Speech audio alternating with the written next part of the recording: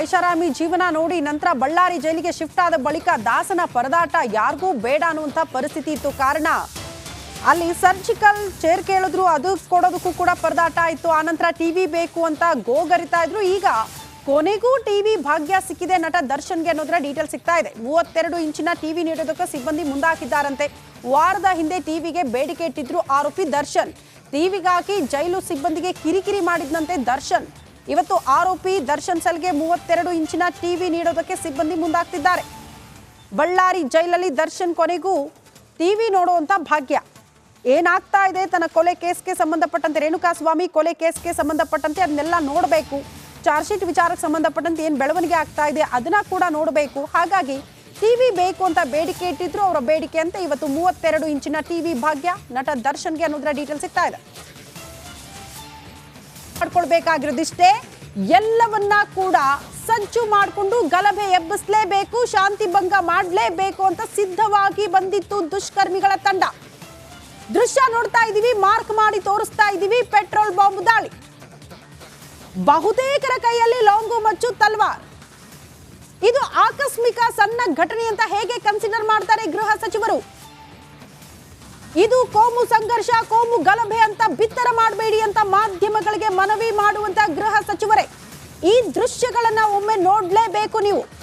ಈಗ ನೋಡ್ತಾ ಇದೀವಲ್ಲ, ಅಂಗಡಿ ಧ್ವಂಸ ಆಗಿರೋದು, ಪೆಟ್ರೋಲ್ ಬಾಂಬ್ ದಾಳಿ ಆಗಿರೋದು, ಹೇಗೆ ಇದೆಲ್ಲವೂ ಕೂಡ ಆಕಸ್ಮಿಕ ಅನ್ನೋದಕ್ಕೆ ಸಾಧ್ಯ? ರಾಜ್ಯದಲ್ಲಿ ಇದಕ್ಕಿಂತ ದೊಡ್ಡ ಘಟನೆಗಳು ನಡಿಬೇಕಾ ಅನ್ನೋದನ್ನ ಕೂಡ ನಾವು ಪ್ರಶ್ನೆ ಮಾಡಬೇಕಾಗುತ್ತೆ ಗೃಹ ಇಲಾಖೆಯನ್ನ. ನಾಗಮಂಗಲ ಘಟನೆ ಸಣ್ಣದು ಅಂತ ಹೇಳುವ ಸಚಿವರೇ ಎಚ್ಚರ ವಹಿಸೋದು ಯಾವಾಗ? ಗಲಭೆಯಲ್ಲಿ ದೊಡ್ಡ ಘಟನೆ ಅನ್ನೋದಕ್ಕೆ ಏನ್ ಮಾನದಂಡ ಇರ್ಬೇಕಾಗಾದ್ರೆ? ನಿಮ್ಮ ದೃಷ್ಟಿಯಲ್ಲಿ ದೊಡ್ಡ ಗಲಭೆ ಅನ್ನೋದಕ್ಕೆ ಯಾವ್ದಕ್ಕೆ ಹೇಳ್ತೀರಾ ನೀವು? ಕಿಡಿಗೇಡಿಗಳ ಕೃತ್ಯ ಸಮರ್ಥಿಸಿಕೊಳ್ಳುವ ಮುನ್ನ ಹುಷಾರಾಗಿರ್ಬೇಕು ಗೃಹ ಸಚಿವರು. ನಾಗಮಂಗಲ ಹೊತ್ತಿ ಉರಿದಿದೆ, ಹಲವು ಅಂಗಡಿ ಮುಂಗಟ್ಟುಗಳು ನಾಶವಾಗಿದೆ, ಏನೆಲ್ಲ ಧ್ವಂಸವಾಗಿದೆ ಅನ್ನೋದನ್ನ ಗಮನಿಸಿದ್ವಿ. ಪ್ರಮುಖವಾಗಿ ಗಮನಿಸಬೇಕು, ಶಾಂತಿ ಭಂಗ, ಕೋಮು ಸಂಘರ್ಷ ಉಂಟಾಗಿದೆ. ಇದು ಸಣ್ಣ ಘಟನೆಯನ್ನ ಗೃಹ ಸಚಿವರಿಗೆ ಅನ್ನೋದನ್ನ ನಾವು ಪ್ರಶ್ನೆ ಮಾಡ್ತಿದ್ದೀವಿ.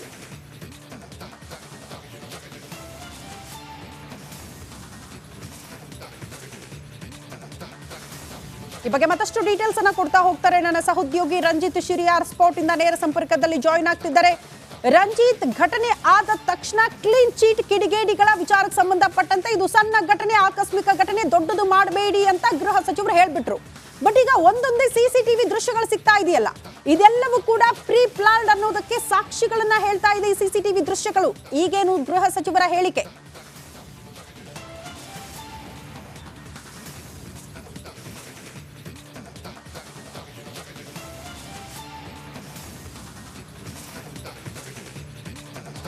ಖಂಡಿತವಾಗಲೂ ಕೂಡ ಶ್ರುತಿ, ಮಾನ್ಯ ಹೋಮ್ ಮಿನಿಸ್ಟರ್ ಪರಮೇಶ್ವರ್ ಸಾಹೇಬ್ರು ಯಾವಾಗ ಈ ಘಟನೆಯಾಗಿ ಸುಮಾರು 25 ಅಂಗಡಿಗಳು ಸಂಪೂರ್ಣವಾಗಿ ಭಸ್ಮ ಆದವು, ಆಗ ಅವರು ಹೇಳಿದಂಥ ಮಾತು ಇವತ್ತು ಚರ್ಚೆಗೆ ಕಾರಣ ಆಗಿದೆ. ಏನಾಗಿದೆ, ಯಾರು ಮಾಡಿದ್ದಾರೆ, ಯಾಕಾಗಿ ಮಾಡಿದ್ದಾರೆ, ಏನವರ ಹಿಡನ್ ಅಜೆಂಡಾ, ಇದ್ಯಾವುದೂ ಕೂಡ ತಿಳಿಯದೆ ಮಾನ್ಯ ಹೋಮ್ ಮಿನಿಸ್ಟರ್ ಇದೊಂದು ಆಕಸ್ಮಿಕವಾದಂಥ ಘಟನೆ, ಇದನ್ನು ದೊಡ್ಡದು ಮಾಡಬೇಡಿ ಅಂತ ಹೇಳಿದ್ದಾರೆ. ಸುಮಾರು 25 ಅಂಗಡಿಗಳು ಸುಟ್ಟು ಹೋಗಿದ್ದಾವಲ್ಲ, ಅವರ ಕುಟುಂಬಗಳು ಇವತ್ತು ಬೀದಿಗೆ ಬಿದ್ದಿದ್ದಾವಲ್ಲ, ಇದು ನಿಮಗೆ ಆಕಸ್ಮಿಕವಾಗಿ ಆಗಿರೋ ಘಟನೆನಾ? ಇದು ಅವರ ಬದುಕಿವತ್ತು ಬೀದಿಗೆ ಬಂದಿದೆಯಲ್ಲ, ಇದು ನಿಮಗೆ ಸಣ್ಣ ವಿಚಾರನ? ಇದು ಸುಮಾರು 4 ಗಂಟೆ ಸುಮಾರಿಗೆ ರಿಪಬ್ಲಿಕ್ ಕನ್ನಡ ಎಕ್ಸ್ಕ್ಲೂಸಿವ್ ಆಗಿ ಎಕ್ಸ್ಪೋಸ್ ಮಾಡ್ತಾ ಇದೆ.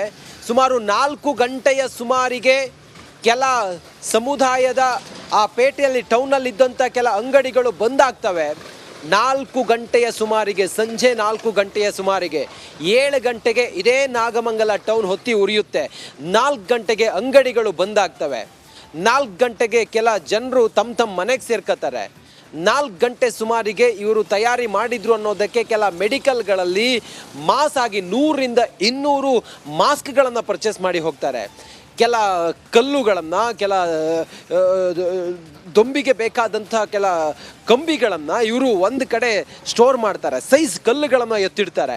ಇದನ್ನೆಲ್ಲ ನೋಡಿದಾಗ ಗೊತ್ತಾಗುತ್ತೆ ಇದು ಪೂರ್ವ ನಿಯೋಜಿತವಾಗಿ ಗಲಭೆಯನ್ನು ಸೃಷ್ಟಿಸಿ ಇಲ್ಲಿನ ಸಾಮರಸ್ಯವನ್ನು ಹಾಳು ಮಾಡೋದು ಇಲ್ಲಿ ಕೆಲವು ಕಿಡಿಗೇಡಿಗಳ ಉದ್ದೇಶ ಆಗಿತ್ತು. ಈ ಕಾರಣಕ್ಕೋಸ್ಕರ ಅವರು ಈ ರೀತಿ ಗಲಭೆ ಮಾಡಿದ್ರು ಅನ್ನೋದು ನೋಡಿ. ಬುಧವಾರ ಸಂಜೆ ಆದಂಥ ಘಟನೆ, ಅದಾದ ನಂತರ ಬಂದೋಬಸ್ತ್ ಇವತ್ತಿನವರೆಗೂ ಹೇಗಿದೆ ಅಂತ ಹೇಳಿ ತೋರಿಸ್ತೀನಿ ನಾನು. ಎಷ್ಟು ಸೂಕ್ಷ್ಮವಾಗಿದೆ ನಾಗಮಂಗಲ ಅನ್ನೋದನ್ನು ತೋರಿಸ್ತೀನಿ ನೋಡಿ. ಇವತ್ತಿನವರೆಗೂ ಕೂಡ ಈ ಮಂಡ್ಯದಿಂದ ಬರುವಂಥ ವೆಹಿಕಲ್ಗಳನ್ನು ತಡೆಯೋ ಪ್ರಯತ್ನವನ್ನು ಮಾಡ್ತಾ ಇದ್ದಾರೆ. ತಡೆಯೋದಂತ ಹೇಳಿದರೆ ಚೆಕ್ ಪೋಸ್ಟ್ಗಳಲ್ಲಿ ತಡೆದು ಚೆಕ್ ಮಾಡಿ ಬಿಡ್ತಾ ಇದ್ದಾರೆ. ಇಲ್ಲಿನ ಜನರು ಸಂಪೂರ್ಣವಾಗಿ ಅಂದರೆ ಯುವಕರು ಸಂಪೂರ್ಣವಾಗಿ ಊರು ಬಿಟ್ಟು ಹೋಗಿದ್ದಾರೆ. ಯಾವುದೇ ಸಮಯದಲ್ಲಿ ನಮ್ಮನ್ನು ಫಿಟ್ ಮಾಡ್ಬೋದು ಅಂಥೇಳಿ ಕೆಲ ಅಮಾಯಕರನ್ನು ಕೂಡ ಬಂಧಿಸಿದ್ದಾರೆ ಅನ್ನೋದ್ರ ಬಗ್ಗೆಯೂ ಕೂಡ ಆರೋಪಗಳಿದ್ದಾವೆ ನೋಡಿ. ಯಾವುದೇ ವೆಹಿಕಲ್ ಮಂಡ್ಯ ಕಡೆ ಹೋಗೋದು ಬರೋದು ಏನೇ ಇದ್ರೂ ಕೂಡ ಪೊಲೀಸರು ತಪಾಸಣೆ ಮಾಡಿ ಬಿಡ್ತಾ ಇದ್ದಾರೆ. ಯಾಕಂತ ಹೇಳಿದರೆ ಕೇರಳದಿಂದ ನಾವು ಗಮನಿಸ್ಬೋದು, ಆ FIRನಲ್ಲಿ ದಾಖಲಾದಂಥ 44ನೇ ಆರೋಪಿ ಮತ್ತು ನೋಡಿ ಇಲ್ಲೊಬ್ಬರು ಬಂದರೆ ಅವ್ನು ಮಾತಾಡ್ಸೋಣ. 44ನೇ ಆರೋಪಿ ಮತ್ತು 61ನೇ ಆರೋಪಿ ಇವರು ಕೇರಳದಿಂದ ಬಂದಿದ್ದಾರೆ ಅನ್ನೋ ವಿಚಾರ ನೋಡಿ. ಇದೆಲ್ಲ ಗಮನಿಸ್ತಾ ಇದ್ದಂಗೆ ನಾವು ಒಂದಿಷ್ಟು ಚರ್ಚೆ ಮತ್ತೊಂದು ಎಲ್ಲವೂ ಕೂಡ ಗಮನಿಸ್ತಾ ಇದ್ವಿ. ಸರ್ ಹೇಳಿ, ಈ ಘಟನೆ ಪ್ರೀ ಪ್ಲ್ಯಾನ್ಡ್ ಅಂತೇಳಿ ಹೇಳ್ತಾ ಇದ್ದಾರೆ. ಇದನ್ನೆಲ್ಲ ನೋಡಿದಾಗ ತಮ್ಗೆ ಅನ್ಸುತ್ತೆ ಸರ್? ಇರ್ಬೋದು, ಪ್ರೀ ಪ್ಲ್ಯಾನ್ಡ್ ಪೊಲೀಸರ ವೈಫಲ್ಯ ಮತ್ತು ಈ ಪ್ರೀ ಪ್ಲಾನ್ ಇದ್ರೂ ಇರ್ಬೋದು, ಇಲ್ಲ ಅಂತಲ್ಲ. ಯಾಕೆಂದರೆ ಲಾಸ್ಟ್ ಇಯರ್ ಇದೇ ಟೈಮ್ನಲ್ಲಿ ಇದೇ ಜಾಗದಲ್ಲಿ ಆಗಿತ್ತು ಘಟನೆ.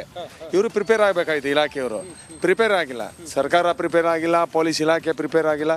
ಹಂಗಾಗಿ ಘಟನೆ ನಡೀಬಾರ್ದು. ಈ ಘಟನೆಯಲ್ಲಿ ಯಾರು ಭಾಗಿಯಾಗಿದ್ದಾರೆ, ಯಾರು ಈ ಘಟನೆಗೆ ಪ್ರಚೋದನೆ ನೀಡಿದ್ದಾರೆ, ಯಾರು ಇದಾಗಿದ್ದಾರೆ, ತಪ್ಪಿಸತ್ತೆ ಯಾರಿದೆ ಅವ್ರನ್ನ ಅರೆಸ್ಟ್ ಮಾಡಲಿ. ಅದು ಬಿಟ್ಬಿಟ್ಟು ಪಾಪ ಬಡಪಾಯಿಗಳನ್ನ ಅಮಾಯಕಗಳನ್ನ ಅರೆಸ್ಟ್ ಮಾಡ್ತಾ ಇರೋದು ಸೂಕ್ತ ಅಲ್ಲ. ಕೇರಳದಿಂದ ಬಂದಿದ್ದಾರೆ. ಸುಮಾರು 4 ಗಂಟೆ ಸುಮಾರಿಗೆ ಕೆಲ ಸಮುದಾಯದ ಅಂಗಡಿಗಳಲ್ಲೂ ಕೂಡ ಕ್ಲೋಸ್ ಆಗ್ತವೆ. ಸೈಜ್ ಕಲ್ಲುಗಳನ್ನು ತಂದಿದ್ರು, ತಲವಾರುಗಳನ್ನು ತಂದಿದ್ರು. PFI ಸಕ್ರಿಯ ಕಾರ್ಯಕರ್ತರು ಇದರಲ್ಲಿ ಭಾಗಿಯಾಗಿದ್ರು ಅಂತ ಹೇಳಿದ್ರೆ ಇವ್ರ ಉದ್ದೇಶ ಏನಾಗಿತ್ತು ಸರ್? ಇಲ್ಲ, PFI ಬಗ್ಗೆ ನನಗೆ ಮಾಹಿತಿ ಇಲ್ಲ, ಗೊತ್ತಿಲ್ಲ ನನಗೆ. ನಿನ್ನೆ ಇದೇ ಪತ್ರಿಕೆಯಲ್ಲಿ TV ನೋಡ್ತಾ ಇದ್ದೀನಿ ನಾನು. ಬಟ್ ಇಲ್ಲಿ ಘಟನೆ ಲಾಸ್ಟ್ ಇಯರ್ ಆಗಿರೋದ್ರಿಂದ ಇದು ಪ್ರೀ ಪ್ಲಾನು ಮತ್ತು ಈ ಪೊಲೀಸರ ವೈಫಲ್ಯ ಇದರಿಂದ ಆಗಿದೆ ಅಂತ ನಾವು ಹೇಳ್ಬೋದು ಅಷ್ಟೇ ವಿನ ಇದ್ರ ಬೇರೆ ಮಾಹಿತಿ ಈಗ ದೊಡ್ಡ ಲೀಡರ್ ನೆನ್ನೆ ನಮ್ಮ ಅಶ್ವತ್ಥನಾರಾಯಣ ಡೆಪ್ಟಿ CM ಎಕ್ಸ್ ಇವರು. ಓಕೆ ರಂಜಿತ್, ಧನ್ಯವಾದಗಳು ತಮ್ಮೆಲ್ಲ ಮಾಹಿತಿಗೆ.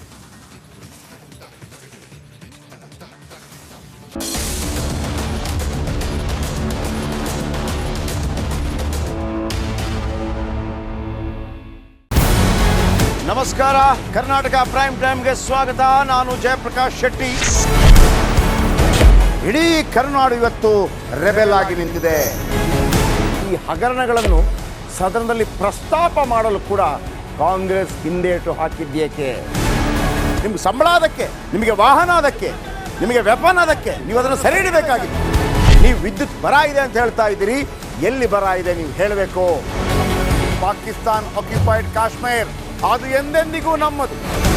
40 ಮೆಷಿನ್ಗಳು ತಂದಿತ್ತು ನೋಟ್ ಎಣಿಸುವುದಕ್ಕೆ, ಅದೇ ಹಾಳಾಯಿತು. ಮಥುರಾದ ಗಲಾಟೆ ಇದೆಯಲ್ಲ, ಅದು ಸ್ಥಳೀಯವಾಗಿ ಕೂತು ಪರಿಹರಿಸಬಹುದಾದಂಥ ಕಾನೂನಿದೆ. ಗ್ಯಾರಂಟಿ ಯೋಜನೆಯಿಂದ ನಷ್ಟ ಆಗಿದೆ, ಲಾಭ ಆಗಿದೆ, ದಯವಿಟ್ಟು ಹೇಳಿ. Dawood Ibrahim most wanted criminal ಯಾವಾಗಾದ ಅಂದರೆ ಇಲ್ಲಿ ತನಕ ಭಾರತ ದೇಶದಲ್ಲಿ ಓರ್ವ ದಲಿತ ಪ್ರಧಾನಿಯಾದಂಥ ಇತಿಹಾಸವೇ ಇಲ್ಲ. ರಿಪಬ್ಲಿಕ್ ವರ್ಲ್ಡ್ ಆಪ್ ಇದು ಕೇವಲ ಅಪ್ಲಿಕೇಶನ್ ಅಲ್ಲ, ಸಮಗ್ರ ಸುದ್ದಿಗಳ ಸಂಪರ್ಕ ಮಾರ್ಗಕ್ಕೆ ಕ್ರಾಂತಿಕಾರಿ ಬದಲಾವಣೆ. ರಿಪಬ್ಲಿಕ್ ವರ್ಲ್ಡ್ ಆಪ್ ಕೇವಲ ಸುದ್ದಿ ಅಪ್ಲಿಕೇಶನ್ ಅನ್ನ ಪರಿಚಯ ಮಾಡ್ತಾ ಇಲ್ಲ, ಬದಲಾಗಿ ಡಿಜಿಟಲ್ ಸುದ್ದಿ ಬಳಕೆಯ ಹೊಸ ಯುಗಕ್ಕೆ ನಾಂದಿ ಹಾಡ್ತಾ ಇದೆ. ಇದೊಂದು ಬ್ರೇಕಿಂಗ್ ನ್ಯೂಸ್, ಪ್ರಭಾವಶಾಲಿ ಕಾರ್ಯಕ್ರಮಗಳಿಗೆ ಗಟ್ಟಿಯಾದ ವೇದಿಕೆ. ರಿಪಬ್ಲಿಕ್ ವರ್ಲ್ಡ್ ಅಪ್ಲಿಕೇಶನ್ ಈಗ ಲೈವ್ ಆಗಿದೆ. ಗೂಗಲ್ ಪ್ಲೇ ಸ್ಟೋರ್ ಮತ್ತು ಆಪಲ್ ಆಪ್ ಸ್ಟೋರ್ ಎರಡರಲ್ಲೂ ಲಭ್ಯವಿದೆ. ಈಗಲೇ ಡೌನ್ಲೋಡ್ ಮಾಡಿ.